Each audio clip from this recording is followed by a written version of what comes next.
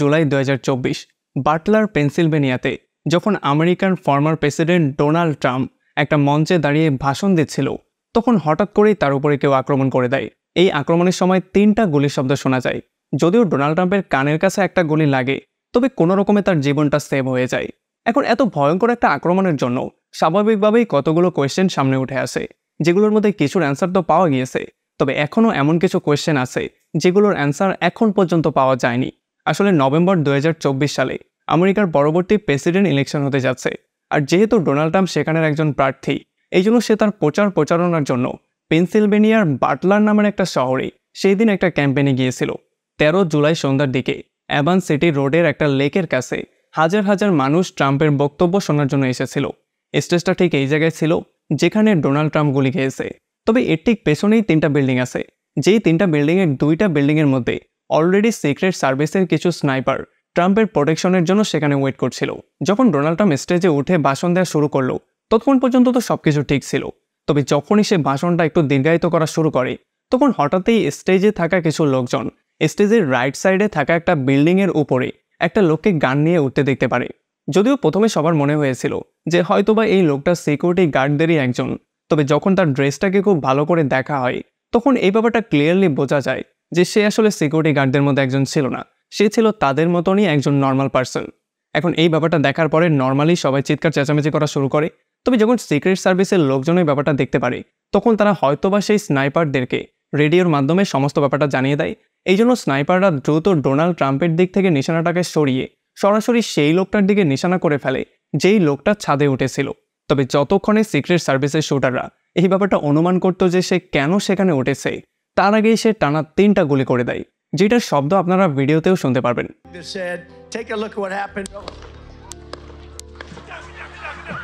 এখানে একটা লক্ষণীয় ব্যাপার হচ্ছে ট্রাম্পের স্টেজ থেকে শুটারের পজিশন মাত্র 410 ফিট দূরে ছিল। এখান থেকে শুটার এত অ্যাকুরেটভাবে গুলি করেছিল যেখান থেকে ট্রাম্পের বাঁচাটা প্রায় ইম্পসিবল ছিল। তবে সৌভাগ্যবশত ভাগ্যের জোরে ট্রাম্প কোনো রকমে তার ঘাটটাকে একটু গড়িয়ে ফেলেছিল, যেই জন্য গুলিটা তার কান ছুঁয়ে বেরিয়ে গিয়েছিল। আর নয়তো এত পারফেক্ট একটা শুটিংয়ের পরেও তার বেঁচে থাকাটা ছিল ইম্পসিবল একটা ব্যাপার। যখনই এই শুটের শব্দগুলো শোনা যায়, তখন একটা হট্টগোল শুরু হয়ে যায়, আর ডোনাল্ড ট্রাম্প দ্রুত মাইকের নিচে লুকিয়ে পড়ে, আর তার সিকিউরিটি গার্ডরা দ্রুত এসে তাকে চারপাশ দিয়ে ঘিরে ফেলে। এরপরে 30 সেকেন্ড পরে তাকে সেখান থেকে বের করে একটা বুলেট প্রুফ গাড়ির মধ্যে করে সোজা হসপিটালের দিকে নিয়ে যাওয়া হয়। তবে যখন এই কাজগুলো তারা করছিল, তখনই অন্যদিকে থাকা সেই স্নাইপাররা দ্রুত এই লোকটাকে শ্যুট করে সেখানেই মেরে ফেলে। আর এই সমস্ত কাজগুলো এত দ্রুত হয়ে যায় যে এই শুটার শ্যুট করার পরে নিচে নামার সুযোগটা পর্যন্ত পায় না। একটা রিপোর্টে বলা হয়েছে শুটার পুরো 8 রাউন্ড গুলি করেছে, যেই জন্য সেখানে থাকা একটা লোকের মৃত্যু হয়েছে আর 2 জন খুবই জঘন্যভাবে আহত হয়েছে। শুটারের পরিচয় বলা হয়েছে শুটার হচ্ছে গিয়ে 20 বছর বয়সী থমাস ম্যাথু ক্রুকস, যার কাছ থেকে AR-15 রাইফেল পাওয়া গিয়েছে। যেখানে ট্রাম্পের উপর আক্রমণ করা হয়েছে, শুটার এখান থেকে 70 কিলোমিটার দূরে ব্র্যাথেল পার্ক নামের একটা জায়গায় বাস করত। সে 2002 সালে ব্র্যাথেল পার্ক হাই স্কুল থেকে গ্র্যাজুয়েশন কমপ্লিট করে, আর বর্তমানে সে একটা নার্সিং কোম্পানিতে জব করত। যদিও তার কলিগরা ইন্টারভিউতে এটা ক্লিয়ার করে বলে দিয়েছিল যে তাদের সাথে কাজ করার সময় কোনোভাবেই তার মধ্যে তারা উল্টাপাল্টা কোনো কিছু দেখতে পায়নি, মানে সন্দেহজনক কিছু তাদের মনেই হয়নি। তবে হ্যাঁ, সে কিছুদিন আগেই একটা শুটিং ক্লাবে জয়েন করেছিল। সে যেই শুটিং ক্লাবে জয়েন করেছিল, সেই শুটিং ক্লাবে যেই হাইয়েস্ট নিশানা তাক করা হতো, সেটার দূরত্ব ছিল 560 ফিট। ট্রাম্পের উপরে আক্রমণ করার মাত্র একদিন আগে সে একটা দোকান থেকে গিয়ে 15 রাউন্ড গুলি কিনে আর একটা সিঁড়ি কিনেছিল। আর যেই রাইফেলটা সে ইউজ করেছিল আক্রমণের জন্য, সেটা আসলে তার বাবা কিনেছিল। যেই দিন আক্রমণ করা হয়েছে, সেই দিন সে তার কোম্পানি থেকে ছুটি নিয়েছিল, আর তার কলিগদেরকে সে এটা বলে গিয়েছিল যে কাল পর্যন্ত সে যে কোনো মূল্যে চলে আসবে। তবে সেদিন সন্ধ্যাবেলায় তার বাবা পুলিশে একটা কমপ্লেন করে দিয়েছিল যে তার ছেলে হঠাৎ করেই মিসিং হয়ে গেছে। ট্রাম্পের উপর এই ভয়ঙ্কর আক্রমণের পরে কয়েকটা কোয়েশ্চেন সামনে চলে আসে, যেমন 20 বছরের এই বাচ্চা ছেলেটা কেনই ট্রাম্পের উপর আক্রমণ করেছে বা কার কথায় করেছে। সে যখন দিনের বেলায় এই গানটা নিয়ে সবার সামনে দিয়ে গিয়ে সেই ছাদে উঠল, তখন সিক্রেট সার্ভিসের শুটারদের কেন তার উপরে নজর পড়ল না? আর তাছাড়া এত টাইট সিকিউরিটি আর এত মানুষজন থাকার পরেও সে কিভাবে গান নিয়ে এই পর্যন্ত চলে আসলো? এখন এই সমস্ত ব্যাপারগুলো FBI এখন পর্যন্ত বের করতে না পারলেও তাদের মনে হচ্ছে এটা হয়তোবা থমাসের পার্সোনাল ইস্যু। FBI তার গাড়ি আর ঘর থেকে বোম বানানোর কিছু ইকুইপমেন্টও পেয়েছে, যেগুলোর জন্য তাদের সন্দেহ আরও বেড়ে গিয়েছে। আর তাছাড়া শ্যুট করার আগে সে তার কম্পিউটারে ডোনাল্ড ট্রাম্পের পিকচারও সার্চ করেছিল। শুধুমাত্র ট্রাম্পই না, তার সার্চ স্টোরিতে ছিল president Joe Biden, attorney general Merrick Garland, FBI director Christopher, এবং প্রিন্সেস অফ ওয়েলথ ক্যাটরিনকেও সে সার্চ করেছিল। আর তাছাড়া সম্প্রতি সে মেজর ডিপ্রেসিভ ডিসঅর্ডারও সার্চ করেছিল।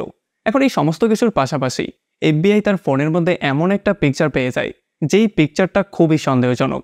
আপনাদের হয়তোবা এটা ক্লিয়ারলি মনে আছে, 30 নভেম্বর 2021 সালে মিশিগানের অক্সফোর্ড হাই স্কুলে কেউ একজন ঢুকে শুটিং করেছিল, যাকে পুরো দুনিয়া বাজেভাবে কন্ডেম করেছিল।